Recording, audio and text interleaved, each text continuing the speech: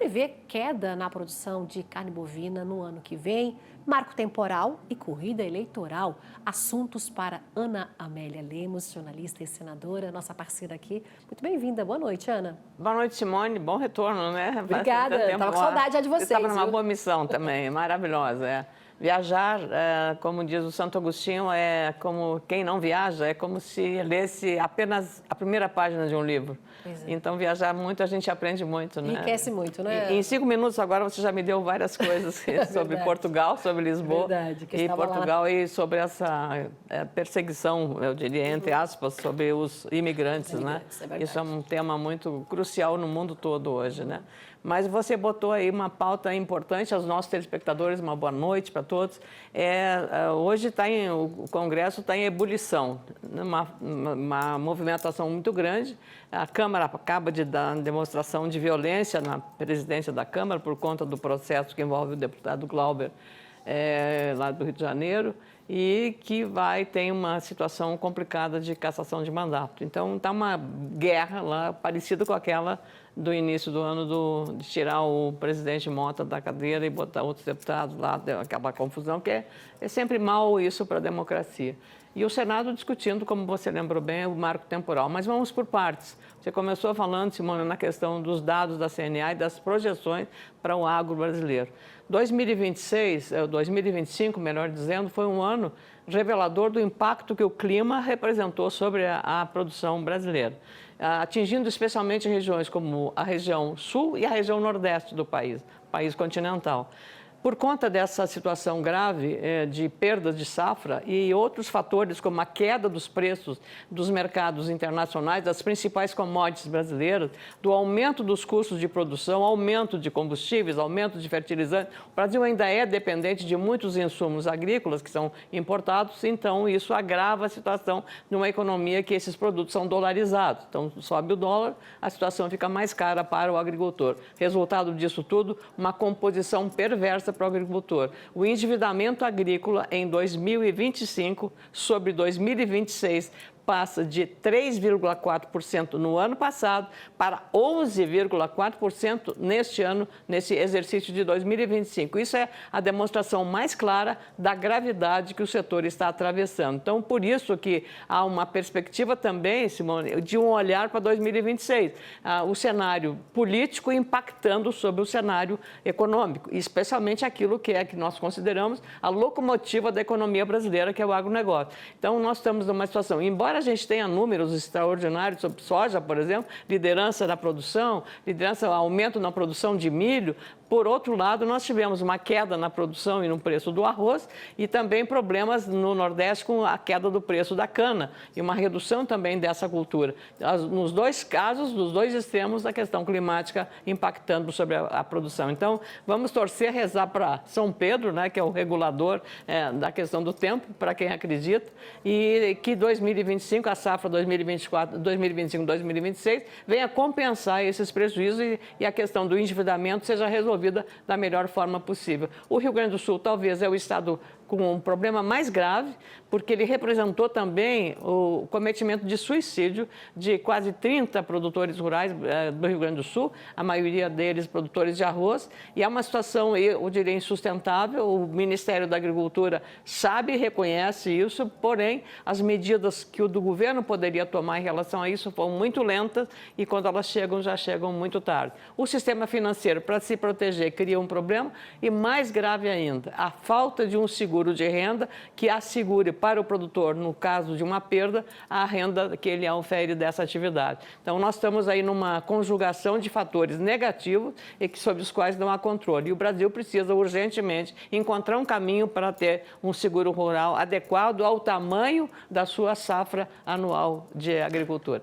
Desafios enfrentados em 2025, a Ana Amélia trouxe para a gente, em 2026 ainda com esse ponto de interrogação, diante de custos elevados, taxa de juros elevada, a gente viu aí uma produção positiva para grãos, mas a pecuária aí com o ciclo da pecuária tendo menos, né, a produção, essa queda de 4,5%, segundo a CNA, na produção de carne bovina. A Ana, ao fazer o balanço, então, desses resultados aí, da produção do Brasil e exportações para o 25, não é? O presidente da CNA, Confederação da Agricultura e Pecuária do Brasil, João Martins, ele afirmou que o clima, né, deve contribuir para mais uma safra recorde brasileira. Vamos ouvi-lo. Conseguimos fazer uma coisa que achavam que era impossível, com restrição de crédito, com problemas climáticos. Nós batemos novo recorde de produção, terminando o ano com uma safra superior a 350 milhões de toneladas. Vai ser um ano bom para a agricultura brasileira, porque o clima está sinalizando que nós vamos ter um equilíbrio climático e, com certeza, nós vamos bater mais outro recorde de produção. Nós temos de rapidamente mostrar ao mundo que nós temos de passar de 400 milhões de toneladas de produção de grãos. Isso, com certeza, o produtor rural tem competência para fazer. O Brasil é um país sui generis na produção agropecuária, porque nós temos terra, nós temos clima e nós temos produtores que querem realmente desafiar, muitas vezes, a natureza. O que o mundo precisa saber que o Brasil está consciente da sua responsabilidade de ser um grande produtor de alimento para o mundo. Simone, só para aduzir, primeiro desejar ao João Martins, o presidente da CNA, que terá início hoje, toma posse para mais um mandato na entidade, desejar que a projeção que ele está fazendo de 400 milhões de toneladas da produção de grãos brasileira, veja, em 20 anos, porque quando o presidente Lula, no primeiro mandato, o nosso querido amigo, ex-ministro Roberto Rodrigues, ele fez uma campanha para o Brasil ter uma produção naquele ano de 2002, de 100 milhões de toneladas, 100 milhões em 2002. Em 2025, o Brasil já com 25 para 26, 400 milhões de toneladas. Pensem nesse número e pensem no que fizeram esses agricultores brasileiros, com toda a insegurança jurídica, que é o assunto que você vai tratar agora. É verdade. Na próxima quarta-feira, né, o Supremo Tribunal Federal vai iniciar um novo julgamento sobre a constitucionalidade do marco temporal para demarcação de terras indígenas, Ana. Durante, então, a sessão não vai ter votação dos ministros sobre a questão. A Corte vai ouvir as sustentações orais, né, das partes envolvidas e a data da votação vai ser marcada posteriormente. Está em vigor o entendimento de que os indígenas somente têm direito, então, às terras que estavam em sua posse no dia 5 de outubro de 88, que é a data, então, da promulgação da Constituição Federal. O PL, o PP, republicanos protocolaram, então, ações no STF para manter a validade do projeto de lei que reconheceu, então, a tese do marco temporal, essa 5 de outubro de 88. Mas entidades que representam, então, os indígenas e partidos governistas também recorreram ao Supremo para contestar, então, novamente a constitucionalidade da tese. Ana, a gente está vendo isso que vai acontecer, mas hoje o Senado ele se adiantou, saiu na frente, né? O Senado, e acontece isso num momento particularmente de crise institucional. A crise entre o Senado Federal e a Suprema Corte, porque é o Senado que tem a competência constitucional de aceitar pedidos de impeachment contra ministros da Suprema Corte. Há poucos dias, o ministro Gilmar Mendes entendeu que apenas o Procurador-Geral da República pode começar um processo de impeachment de ministros da Suprema Corte, o que já está sendo batizado de PEC da blindagem. O fato é que esse entrevero ou essa crise das relações institucionais acaba afetando e impactando sobre esse tema que está agora sendo discutido no Senado Federal, que vai se prolongar até muito tempo, que tem mais de 11, está aí agora mostrando aí a cena do plenário do Senado Federal, e o quanto isso pode representar em relação ao futuro e também aumentar ou não a insegurança jurídica para os produtores rurais brasileiros, que já tem nessa matéria sobre a questão jurídica exatamente um dos nós mais apertados a serem desatados pelas instituições, no caso, pelo Senado, pela Câmara e pelo Poder Judiciário, no caso, a Suprema Corte. Porque a Suprema Corte criou criou a insegurança, porque a Constituição de 88 foi clara, não deixou nenhuma dúvida. Ela foi questionada e aí o Supremo começa a entender diferente daquilo que foi feito. Por que então, se era diferente, lá quando foi promulgado em 88, no mesmo ano, na mesma sequência, tivesse tomado essa interpretação? Quer dizer, decorridos quase 40 anos da Constituição, vem o governo, vem o Supremo Tribunal Federal dar um entendimento diverso daquilo que o Constituinte fez naquele ano, minha cara Simone. Então, realmente é um país que a insegurança jurídica passa a ser também um impedimento e um constrangimento aos investidores internacionais que, ao olharem esse cenário, se assustam para vir investir no Brasil. Pois é, hoje a gente está vendo para as imagens o Senado, né, votando a PEC, se antecipando, então, aí o que vai acontecer amanhã no Supremo Tribunal Federal, que vai julgar a constitucionalidade, não é, Ana? Essa é a questão. Uma constitucionalidade no Supremo e aí é a tese do marco temporal, 5 de outubro de 88. Exatamente. Agora vamos ver, porque claro, o governo tem uma posição, a oposição tem outra posição bem diferente da do governo, e há esse embate institucional entre o Senado da República, que ficou absolutamente, eu diria, diminuído perante a posição do Gilmar Mendes sobre que é apenas o procurador-geral. Ou seja, retirou um poder que está na Constituição, que é competência do Senado da República, para a questão de aceitar ou não o impeachment para ministro da Suprema Corte. E olha, Simone, só para terminar, isso aconteceu no momento, e não lembraram o senhor ministro Gilmar Mendes, que o próprio Davi Alcolumbre, no início deste ano, eu lembro perfeitamente bem, que corajosamente ele disse que nem que apareçam 81 pedidos de impeachment, não colocarei em pauta.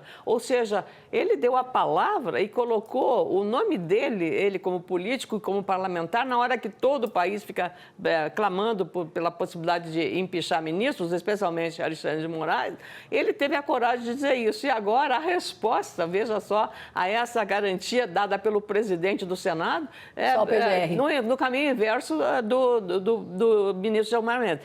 Por isso que a reação dele também, Davi Alcolumbre, foi uma reação absolutamente adequada à gravidade da situação criada pela posição do ministro Gilmar Mendes. Então, nós estamos nesse cenário. E é nesse cenário que está sendo discutida agora a questão do marco temporal para a desapropriação das terras indígenas, como querem o governo ou as esquerdas.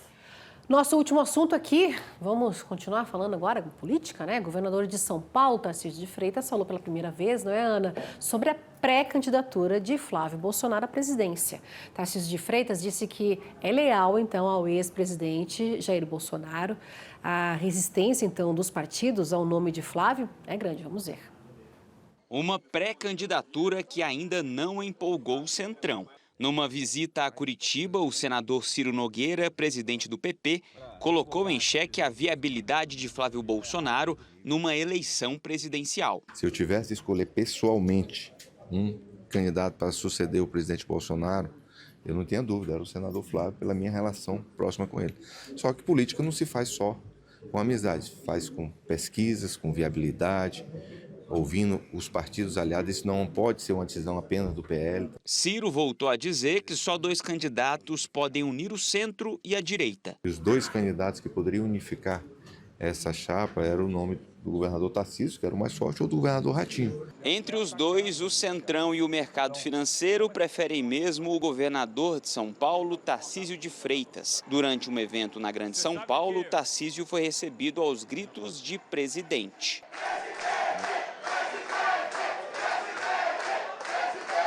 Foi amplamente noticiado e o próprio Flávio falou isso, ele esteve comigo na sexta-feira passada.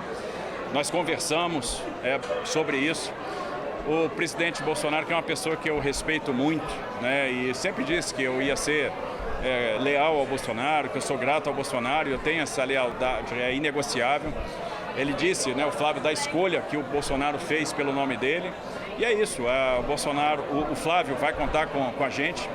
Flávio tem uma grande responsabilidade a partir de agora, ele se junta a outros grandes nomes da oposição que já colocaram seus nomes à disposição.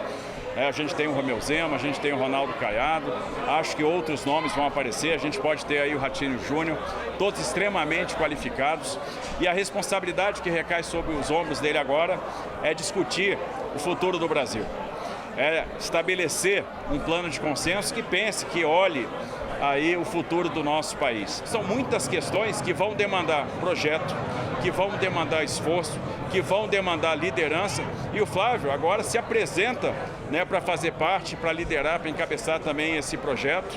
Né, para isso vai contar com o nosso suporte. Eu acho, Bruno, que a gente deve ter outros nomes sim, né? E eu acho que a multiplicidade de nomes vai agregar ao fim e ao cabo. Você vai ter mais gente fazendo oposição, você vai ter mais ideias. O importante, eu tenho defendido isso há muito tempo, e vocês são testemunhas disso, a gente precisa de um projeto comum. A gente precisa discutir o que eu falei aqui que a gente precisa discutir. As questões estruturais do Brasil. Flávio Bolsonaro disse que pode abrir mão de uma possível candidatura. Olha, tem uma possibilidade de eu não ir até o fim, eu tenho um preço para isso, eu vou negociar, eu tenho um preço para não ir até o fim. O preço seria a anistia de Jair Bolsonaro e a volta do ex-presidente às urnas em 2026. Só que o relator do projeto da dosimetria, que está parado na Câmara, voltou a avisar. Não há possibilidade de anistia, só redução de penas. Desde o início, eu estou dizendo, não tem nenhuma possibilidade de ter anistia no meu relatório. No meu relatório não consta anistia e não vai constar. Desde que fez o anúncio, Flávio Bolsonaro vem recebendo mensagens de integrantes do Centrão, dizendo que a candidatura dele pode dificultar a construção de um projeto de centro-direita. Dificulta ou não, Ana Amélia? Pois é. Olha só, o próprio Flávio Bolsonaro mudou de posição em 24 horas. Ele chegou e falou que ele era o candidato ungido pelo presidente, pai dele, Jair Bolsonaro, que é inelegível. No dia seguinte, ele disse que para abrir mão, ele tem um preço. O preço, claro, não é dinheiro, o preço é anistia e aprovação. Aí vem o Paulinho da Força Sindical, que é o relator dessa matéria, não tem anistia. Ou seja, aí ele volta, Flávio, e diz, eu sou o candidato, e não tem conversa. Isso significa dizer que há uma perturbação e uma intranquilidade na área da direita e do centro-direita em relação exatamente à sucessão de 2026, que está se aproximando, parece que cada vez mais rapidamente, minha cara Simone.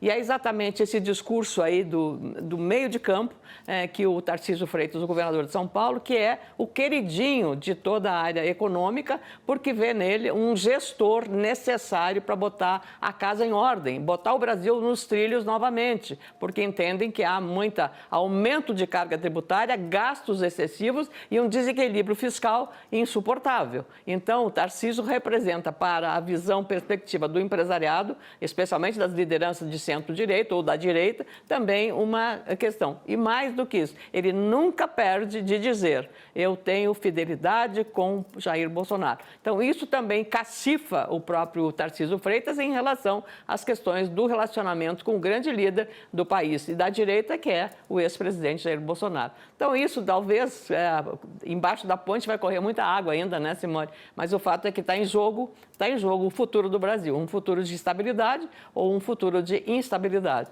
O eleitor é que vai decidir. Exatamente, seguimos a... E como disse o Ciro Nogueira, é preciso não apenas olhar, porque ele foi chefe da Casa Civil do Bolsonaro, portanto, muito aliado, muito ligado ao presidente, é preciso olhar os números das pesquisas de opinião, olhar o humor do eleitorado, o humor da sociedade, as críticas e todas as cobranças que vêm sendo feitas. E a situação econômica agora, mostramos aqui da área do agro, o que está acontecendo, né, Simone? É verdade, Ana Amélia Lemos, obrigada pelas análises. Obrigada a você. Com a gente, esses assuntos, né? 3 assuntos importantes. Bem-vindo. Né? Muito obrigada. Obrigada. Boa noite. E para os nossos telespectadores, uma boa noite também. Boa noite, Ana.